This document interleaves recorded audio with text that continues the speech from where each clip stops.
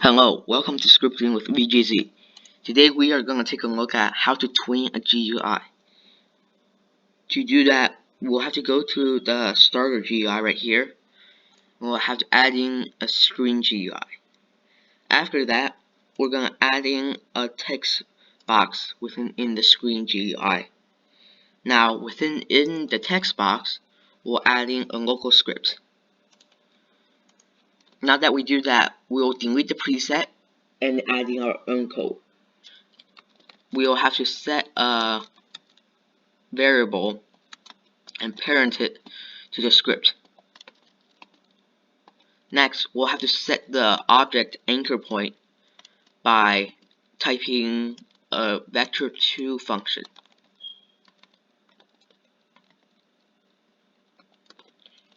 The anchor point can be adjusted like so, and you can change it to whatever you want. I'm changing it to 0.5 because it's best for me to use that, as I developed experience over the years that 0.5 is the best.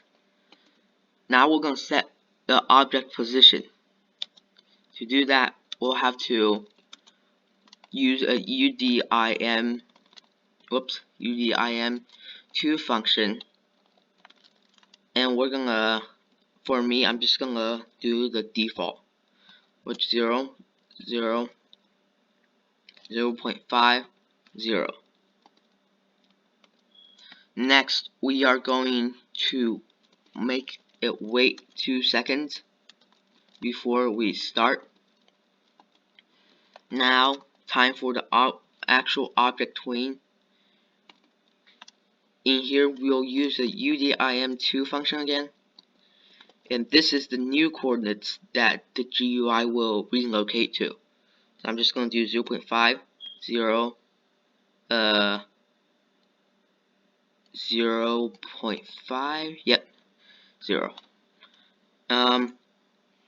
Now we're ready for testing. We go to base plate and we click play.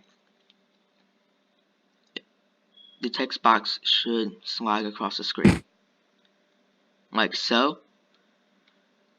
There's another feature that you can add in that makes your tweening experience a little bit more delightful.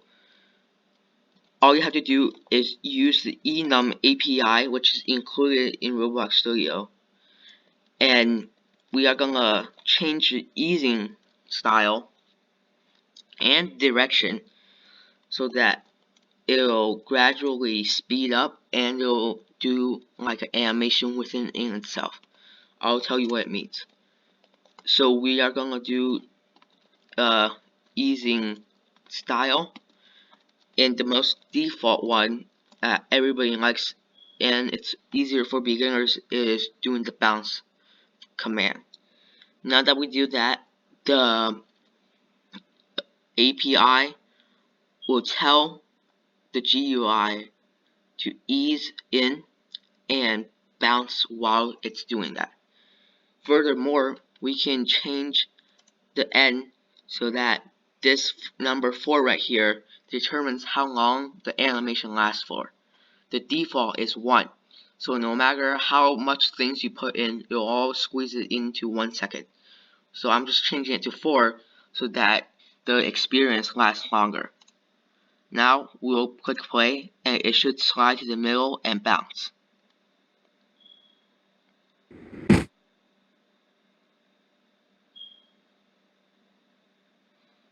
There we go.